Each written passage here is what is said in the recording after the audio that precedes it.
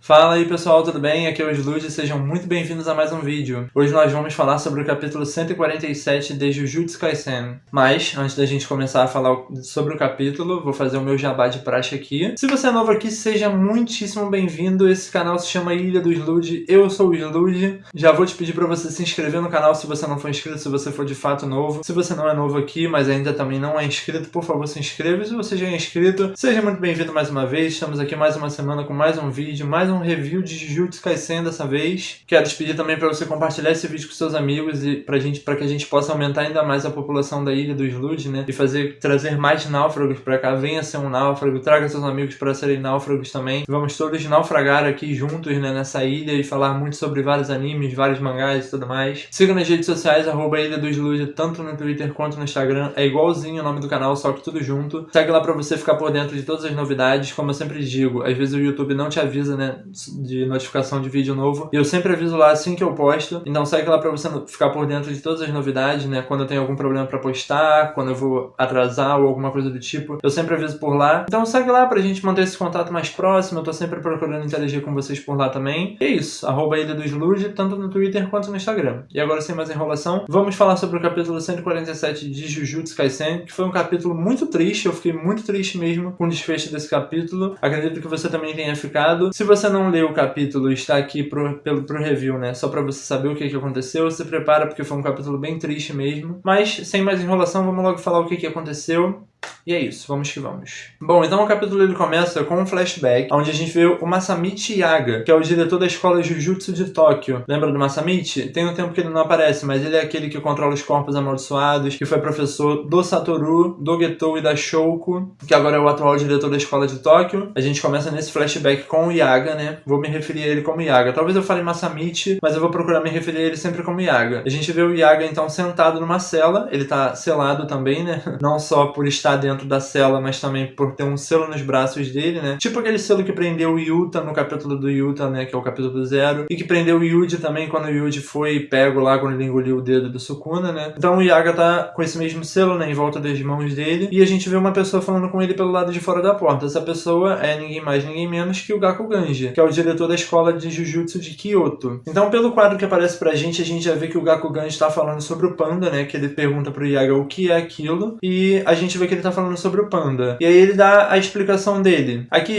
eu já vou aproveitar, em vez de eu falar só o que ele falou propriamente dito, eu já vou explicar pra vocês o que acontece e sobre o que ele tá falando com o Yaga. Como vocês bem sabem, o Yaga ele é manipulador de corpos amaldiçoados, né? Igual ele mostrou lá quando o Yuji viu ele a primeira vez, que ele usou aquele corpo amaldiçoado, né? Que era aquele bonequinho de pelúcia pra bater no Yuji. O corpo amaldiçoado, ele nada mais é que um recipiente de energia amaldiçoada de um usuário. Esse corpo, ele se move independentemente, ele pode ter até uma vontade própria, só que ele é baseado totalmente na energia do usuário que controla ele. Vou dar um exemplo melhor. Vamos supor que eu sou um feiticeiro Jujutsu e a minha habilidade é de controlar corpos amaldiçoados. Então, eu criei o corpo amaldiçoado X lá e ele é um bonequinho e tal. Então, ele vai funcionar como uma marionete minha. Eu tô controlando ele pelas linhazinhas da marionete. Existem algumas formas de você cancelar ele. Você pode me matar, e aí matando o cara que controla a marionete, né? Tem um nome pra isso, mas eu esqueci agora. Mas matando o cara que controla a marionete, você acabou com a marionete, né? Não vou ter como passar minha energia amaldiçoada pra ele, ele não vai conseguir reagir, então ele vai morrer. Ou você pode cortar as cordas, né? Que é a ligação entre a energia amaldiçoada que eu tô enviando pra esse corpo. No caso, como ele funciona como uma marionete, se você cortar essa linha, né? Que seria meio que cortar a minha energia amaldiçoada de alguma forma, que tá sendo direcionada pra esse espírito amaldiçoado, ele também vai deixar de reagir. Então ele vai meio que morrer também. Só que a problemática do Yaga é diferente, que é o que o Gakuganji está falando. O Yaga, ele desenvolveu um corpo amaldiçoado que ele se auto-reabastece de energia amaldiçoada. Ou seja, além dele ter um pensamento próprio e se mover independentemente, ele não precisa de feiticeiro algum para gerar energia amaldiçoada para ele. Ele mesmo gera sua própria energia amaldiçoada. Como nós, seres humanos, né? Como os seres humanos do mangá propriamente dito. Que é o que a gente sabe que é o caso do panda. O panda, ele anda normalmente lá com a Maki e com o Togi e ele tem vontade própria, ele tem pensamentos próprios e aparentemente não tem ninguém que controle ele, porque de fato não tem. sim, ele é uma criação do Yaga, mas ele é apenas isso. Ele se reabastece sozinho. Ele é totalmente independente. Só que aí é onde mora o perigo. Bom, como foi o Yaga que desenvolveu isso, o alto escalão já considera ele, nessa época, um feiticeiro de grau especial, como o Gakuganji refere. E o Gakuganji também diz que eles sentenciaram ele à prisão indefinida, ou seja, Yaga está preso até segunda ordem, que não sabemos exatamente qual é, mas o Gakuganji já explica logo em seguida. Aparentemente, o que dá a entender é que o Yaga criou o corpo amaldiçoado do panda involuntariamente. Não foi uma parada premeditada, não foi pensado, ele só, sem querer, criou um corpo amaldiçoado independente. E, se a gente juntar, né, as linhas, o Yaga tem o poder, meio que involuntário, de criar um certo corpo amaldiçoado que pode se reabastecer de energia amaldiçoada. Então ele poderia criar, involuntariamente, um exército deles, o que poderia ser extremamente perigoso, porque você vai ter um exército de corpos amaldiçoados, que são extremamente poderosos, e que eles se reabastecem sozinhos de energia amaldiçoada, ou seja, mesmo que eles matassem o Yaga agora, o panda continuaria vivendo, porque a energia dele independe do Yaga, como eu já expliquei. Então o que o Gakuganji quer é que o Yaga fale pra ele se ele realmente criou involuntariamente ou não. E o Yaga diz que sim, que ele criou involuntariamente, que ele não sabe como aquilo aconteceu. Aqui a gente finaliza esse flashback sobre a habilidade do Yaga. E agora a gente volta pro presente, onde a gente vê o Yaga numa espécie de floresta e tem um corpo amaldiçoado conversando com ele. Esse corpo amaldiçoado tá dizendo que os outros, ele se refere aos outros como outros, não sabemos a quem ele tá se referindo propriamente dito. Mas ele diz que os outros estão muito preocupados com o Yaga porque ele não parece bem. E aí esse corpo amaldiçoado diz que falou pra eles ficarem tranquilos e se animarem, que vai ficar tudo bem com o Yaga. E aí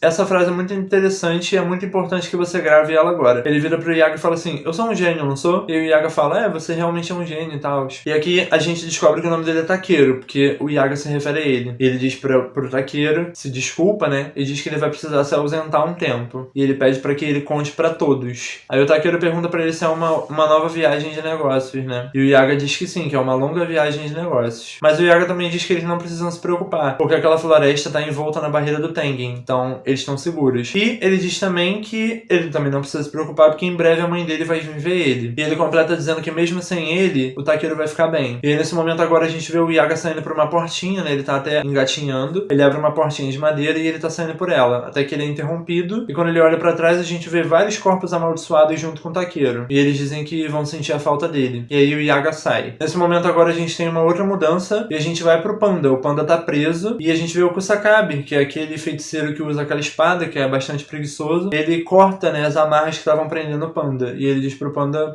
não contar pra ninguém. O Kusakabe diz que eles capturaram o panda pra atrair o Yaga. E o Kusakabe diz que ajudou o panda porque ele tava devendo uma pro Yaga. Essa dívida que o Kusakabe tem com o Yaga, a gente vê ela logo em seguida. Num novo flashback agora, a gente vê o Kusakabe chegando na floresta onde o Yaga tava agora há pouco, com uma moça de cadeira de rodas. E aí o Yaga pergunta pra ele se ele aceita isso mesmo, porque aquilo não é o sobrinho dele, é só uma informação do sobrinho dele. Já já você vai entender ao que eles estão se referindo. Aqui o Kusakabe, ele fala uma frase pro Yaga, que é: se ele tá muito obcecado com uma pessoa morta, ele não vai conseguir viver o futuro, certo? Então o Yaga confirma, e ele diz que a irmã dele não consegue viver mais sem o apoio do Takeru. E entre parênteses está escrito o do passado. Aqui a gente vê novamente o Yaga com o Takeru, que é aquele corpo amaldiçoado que eu falei agora há pouco. E aí o próprio Takeru, ele vê a moça sentada na cadeira de rodas e ele diz pro Yaga: aquela é minha mãe, não é? E aí o Yaga: sim, ela sua mãe mesmo, muito bem, você acertou. Aí ele fala aquela frase que eu disse que seria interessante você gravar porque ela era importante. Ele fala: eu sou um gênio, né? E nesse momento a mãe dele vê realmente a imagem dele como humano. E aí ela já pula e agarra ele nos braços, mas é meramente um corpo amaldiçoado. Então no momento que a gente tá tendo essa cena bastante emocionante, né, da irmã do Kusakabe abraçando o corpo amaldiçoado, achando que é o filho dela propriamente dito, a gente vê o Yaga se aproximando do Kusakabe, né,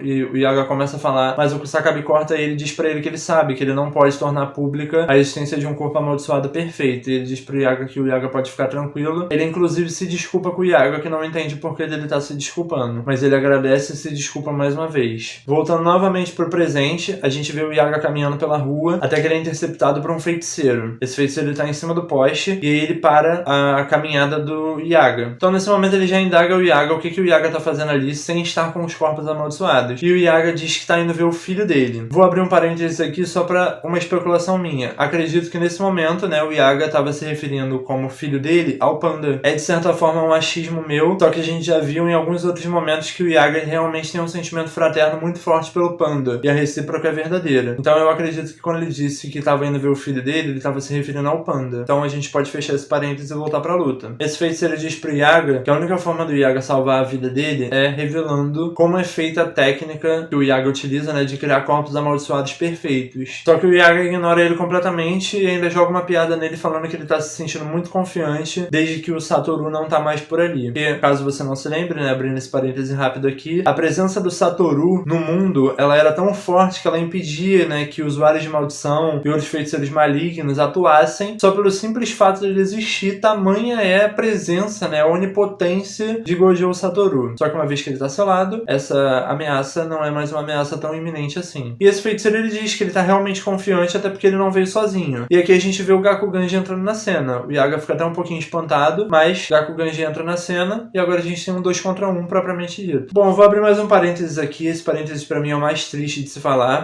Infelizmente pra todos nós, no momento que o Gakuganji aparece, o quadro seguinte já é o Yaga caído no chão ensanguentado, no leito de morte dele praticamente. Ou seja, a gente não viu nada dessa luta entre Gakuganji e Yaga, o que é muito triste, porque a gente nunca viu o Yaga lutando sério propriamente dito. Então, ele morrer de uma hora pra outra foi muito chocante pra mim. É muito triste falar disso, porque o Yaga, ele é um personagem que ele não era muito presente, mas que ele tinha uma presença, uma certa presença, né, nos momentos que ele aparecia. Ele se fazia visível, então a gente conseguia entender, né, que ele não era um feiticeiro fraco. Afinal de contas, ele é diretor da escola Jujutsu de Tóquio, né, então ele realmente não pode ser fraco. Mas assim, achei muito triste que a gente não viu nenhuma ceninha de luta do Yaga contra os outros dois, né, contra o Gakuganji e o outro feiticeiro que apareceu. Então eu fiquei bastante triste, bastante chateado, mas infelizmente é necessário pro discorrer da história. Então, fechando esse parênteses aqui, vamos seguir. Bom, o Gakuganji parece ter ganhado a batalha sem muitos esforços, né, então quando o feiticeiro se aproxima dele pra falar alguma coisa, ele já de pronto rebate pra ele que ele pode se retirar, que ele vai cuidar do resto. Então o feiticeiro, ele nem hesita, ele simplesmente se retira, e agora a gente só tem Gakuganji e Yaga. Nesse momento que o feiticeiro vai embora, o Yaga começa a descrever 100% de como é feita a técnica de criação de corpos amaldiçoados perfeitos. O Yaga dá toda a explicação, né, e essa explicação ela reflete muito na composição do Panda, né, ele fala alguma coisa sobre 3 almas, né, sobre você ter 3 almas diferentes e tudo mais. E, enfim, o Yaga, ele explica todo o processo, né, não acho que é válido eu ficar me delongando aqui explicando todo o processo de criação, mas é basicamente isso. O Yaga, ele explica todo o processo de criação do corpo amaldiçoado perfeito pro Gakuganji. Então, ele explica muito, né, como eu disse, da composição corporal do Panda, né, e tudo mais, de como que foi feito por dentro e etc. Ele explica todas essas coisas pro Gakuganji. E o Gakuganji, já de imediato, ele se espanta. Ele fala, se você sabia de fato como era a técnica, por que você não falou? Por que você não se salvou da sentença de morte? E o Yaga, ele só responde o Gakuganji dizendo que isso é uma maldição, e que ele tá amaldiçoando ele nesse momento. Bom, assim que o Yaga, ele termina de falar, né, e termina de jogar essa maldição propriamente dita pro Gakuganji, ele morre instantaneamente no minuto seguinte. E aqui a gente vê o Panda chegando correndo. O Gakuganji até arma uma posição de ataque, né, pra enfrentar o Panda, mas o Panda ignora ele completamente, se aproxima do corpo caído do Yaga pra, né, ver se ainda tem sinais vitais, tentar prestar algum socorro, mas já é tarde demais. E o Gakuganji até fica espantado, né, e pergunta, você não vai me atacar? E o Panda diz que não é pra ele comparar ele com as criaturas humanas igual o Gakuganji. Ele é diferente. Como o próprio Panda diz, ele não é preso a esse tipo de estereótipo. E é o que ele fala, a relação entre o Yaga e o Gakuganji, ela não era ruim. Só que, como o próprio Panda diz também, ele recebeu essa ordem do escalão superior. Então ele não pode simplesmente, né, ou ele até poderia, mas ele não quis se virar a essa ordem. Então ele simplesmente matou realmente o Yaga. O Panda se refere a ele como só mais uma faca caindo, que é basicamente isso, que infelizmente acabou tirando a vida do Yaga. E aqui a gente chega ao fim do capítulo, onde o Panda diz pro Gakuganji que é pra ele ao menos se lembrar de uma coisa, até o Panda chora, fazendo referência ao título desse capítulo, que é Até o Panda. Então aqui a gente chegou ao fim do capítulo 147 de Jujutsu Kaisen. Nesse momento eu não tenho muitas coisas pra pontuar a respeito desse capítulo, eu falei bastante, né, nos parênteses que eu abri. Informações importantes aqui, as próximas 2 semanas não vai ter Jujutsu, então vamos ficar órfãos do mangá aí por um tempo, né, afinal de contas, depois de toda essa informação que foi socada na gente, né, questão do Kenjaku, o Tengen, o jogo do abate, agora a morte do Yaga e o Panda, a criação dos corpos amaldiçoados perfeitos e tal, com todas essas informações fica realmente difícil da gente processar tudo, né, mesmo com o review do Slude, mesmo lendo e relendo o capítulo, fica realmente complicado da gente assimilar tudo. Vamos ver se com esse tempo aí, essas 2 semanas que a gente tem relaxando, a gente consegue, né, entender um pouco mais das coisas e tal. E mal posso esperar pro próximo capítulo, no 148, voltar, pra gente ver o que vai acontecer, né, pra onde a gente vai ser direcionado dessa vez. inglês, se tem algum outro personagem não tão pontual quanto o Yaga e o Panda pra ser mostrado, né, que a gente não sabe o que aconteceu. Enfim, muitas possibilidades do que pode nos agraciar no 148, mas infelizmente teremos que esperar 2 semanas aí até a volta do mangá. Mas é isso. Se você chegou até aqui, muitíssimo obrigado por assistir este vídeo. A sua presença é muitíssimo importante, como eu sempre digo. Eu sou o Slude. Se você é novo aqui, seja muitíssimo bem-vindo ao canal, a Ilha do Slude. Se inscreva para você não perder nenhum vídeo se você não for inscrito. Se você também não é novo aqui, mas não se inscreveu no canal, não perca mais essa oportunidade. Se inscreva logo no canal para você ficar por dentro de todas as novidades. Tem vídeo novo toda semana aqui de Jujutsu e Boku no Hero principalmente. Então se inscreve para você não perder nada. Compartilha esse vídeo com seus amigos, né, pra gente aumentar ainda mais a população de náufragos da Ilha do Slude. Vou te pedir para você deixar o seu like nesse vídeo, né, porque, como eu sempre digo, dá muito trabalho fazer e eu faço tudo sozinho. Roteirizo, gravo e edito, então me dá essa recompensa aí que é esse like para ajudar a impulsionar ainda mais o canal, para trazer mais náufragos pra cá. Siga nas redes sociais,